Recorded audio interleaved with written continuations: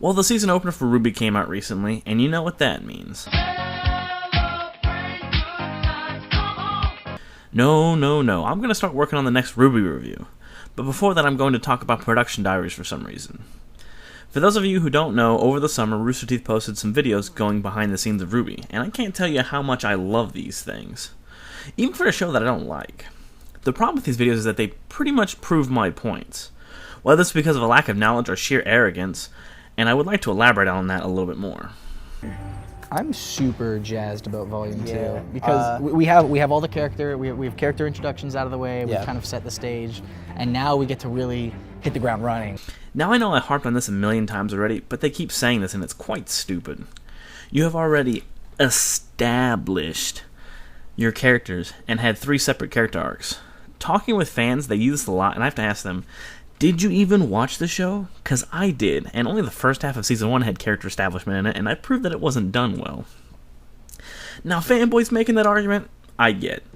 When fanboys defend things, they do it in the most retarded way possible. But when you guys do it, you know, the writers of the show, who clearly planned out the episodes, and who should have known what they were doing and why they were doing so, yeah, that is a bit more ridiculous. So please stop saying that. We just wrapped up about 2 months or so of pre-production. What that entails is a lot of planning. Miles and Carrie off developing 12 scripts. This is a bit of good news, but this is something that should have happened in Season 1 as well, but it clearly didn't. Or if it did, then Season 2 was going to be worse. Having the entire season written out is incredibly necessary, as it gives the show proper flow and reduces the chance that things are rushed, at the very least within the narrative. And please don't attempt to correct me on that.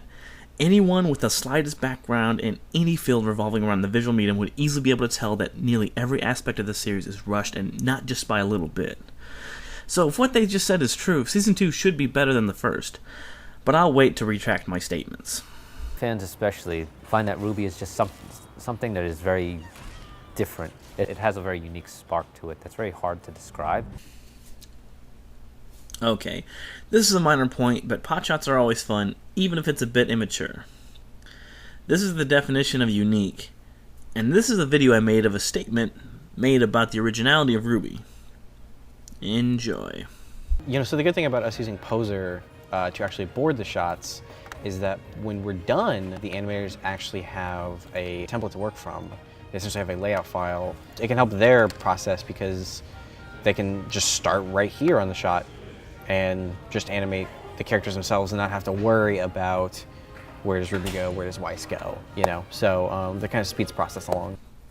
Ye sons of bitches, you're using Maya. That ain't Poser nothing. But here's more of a question for them. Why use Poser? I know Monty's been using Poser for a while, but I find it hard to believe that he's the primary animator on this show, with him controlling every aspect of development. And Poser's not the best animation program out there. And the idea of boarding RWBY and Poser to make the animation process go faster can easily be used in any other animation program, such as Maya. With the money Rooster Teeth has, I thought they would go to Moto by now. That would beat the crap out of what I have by a long shot.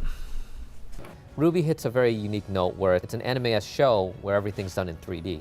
So I kind of have to like find an area where the art can actually sustain the concept. You keep using that word. I don't think it means what you think it means. Being serious, why do you believe that you're in a unique position? 'Cause you are not. When you have been beat by Reboot, you're 20 years too late. As a supposed anime fan, I find it weird that you don't know some of these anime that happen to be CG. Either that or you're leaving out people that have come before you and you just want to sound more important, which is rather douchey. Pretending that you're not a complete asshole, you should really check out the many CG movies that have great art design, even if their stories are worse than anything RWBY can be. Tekken Blood Vengeance, Final Fantasy Advent Children, holy crap, that was painful. Final Fantasy Spirits Within, Appleseed Ex Machina, Oblivion Island. These guys did the work and created very beautiful environments while trekking through uncharted territory. See what these guys did and how they made it work, and if you're not willing to learn and adapt to what they've accomplished and improve upon it, then the least you can do is just steal it flat out. That would be an improvement than thinking you're better than Shinji Aramaki. When did that come out? This season we decided to give a little more focus to the characters, so the coloring, not just in Veil but in the rest of the backgrounds, is a little more muted. So whenever you see the characters, the backgrounds aren't going to be right in your face along with them. Alright, I'm not going to go into a 4-hour discussion about color theory because no one wins in that stupid mess. But this...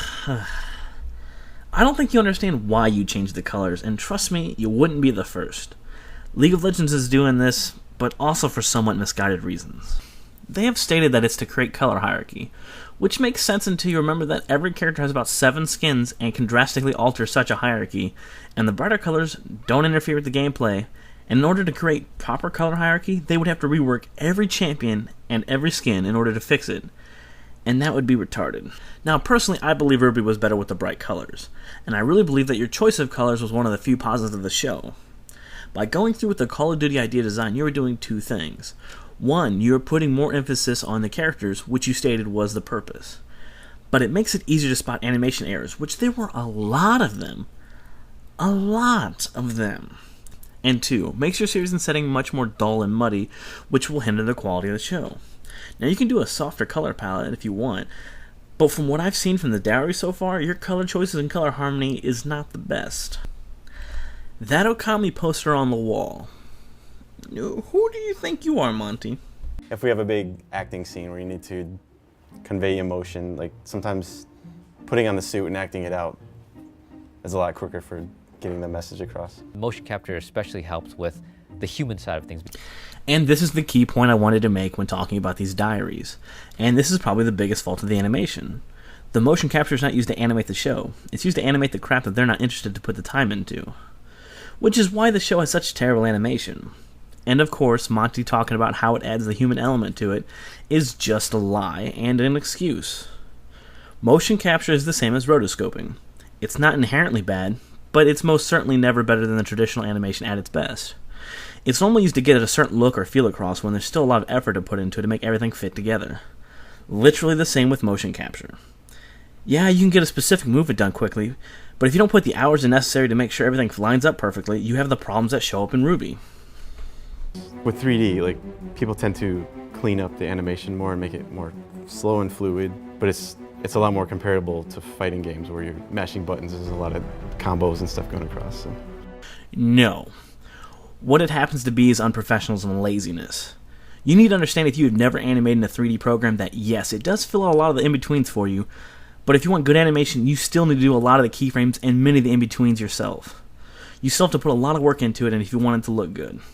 This show doesn't have a unique animation style, it's fucking lazy. Whereas if you had to draw 120 frames in order to get 4-second animation, you still need to do at least 20 to 30 frames keyed in to make that animation smooth. CG and traditional animation work on the same principles, and they need to be followed. So one of the cool things about this season is we don't have the shadow people anymore. Now we have actual people. It's kind of a strange thing where you won't necessarily pay attention to them. Now this is when I smiled. This proves that the background characters are in fact not a stylistic choice, but instead was an effective and limited time. Not to say I told you so, but I told you so. What we do in animation is such a contradiction in so many ways. Essentially, we're trying to create organized art, and art is not organized by its very nature. No, you're trying to make a TV show that panders to its audience. Whether it's organized or not doesn't matter in the slightest, and frankly, you calling RWBY art comes with highly questionable definitions of the word. Now I just toss all of my paints into a bag and force myself to look through them every time I need them. Compared to most, I'm a horribly unorganized artist. But even then, there are worse people than me, and they have methods and systems that they follow in order to make their art. The only time art is truly chaotic is when you have a guy that's just doing stuff and has no clue on how to create anything. It's almost as if they only know art in a formal sense from a TV show and movies when a guy has a midlife crisis and just randomly throws paint on a canvas. And if that happens to be your extent in the knowledge of art, then don't talk about art. It's not an exaggeration that sound is half the experience. So it's very important to us that enough careful focus is put on the sound experience of telling a story.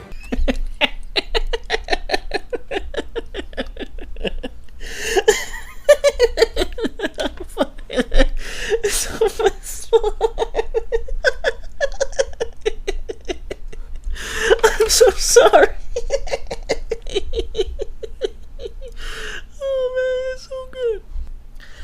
there's a lot wrong in this last bit that happens to be a preview.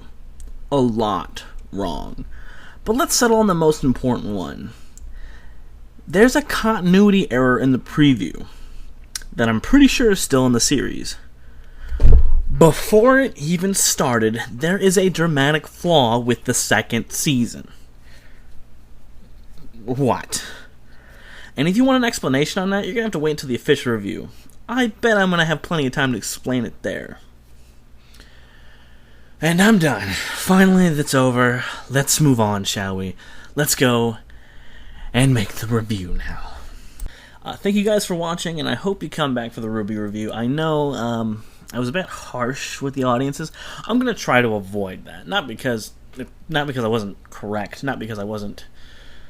And not because your attitudes, some of the people's attitudes, I guess I should say, weren't just like my describing them in such ways were not justifiable, but just because it's better to play nice, so that way I can get my points across, and you can either enjoy it or not, and you can at least do things in that kind of manner. Here's the thing, though. This is a bit of a good news about the RWBY, like not the RWBY, yeah, I guess the RWBY community, because it's made by a RWBY community, but something that's good that comes out of the RWBY, like the RWBY series. There's a thing called RWBY Abridged. Called RWBY Abridged. There's an abridged series out for RWBY. And I watched it, and it's good. The audio quality for the first couple episodes are really, really bad, but he improved his stuff. And I think that the RWBY...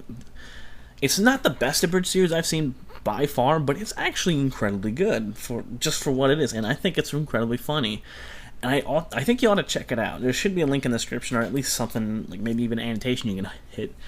But it's really, really, really funny, and I hope you guys go check it out if you like RWBY, because, I mean, if you have a sense of humor, if you're not, if you're not, stupidly defending RWBY about any criticism, I mean, you'll hate it still. But if you like RWBY, and you're willing to, poke fun at RWBY, you're gonna love the series. I mean, he made some pretty good points that I didn't even notice, and I thought he was kind of clever about doing it, and he also does things where I think he's pretty sure he still likes the series, and he just pokes fun at the series, and I think it's really funny and it's really well done. So if you would, please check him out. It's actually kind of cool when you watch it. I think it's a pretty good abridged series. Not the best, but pretty good.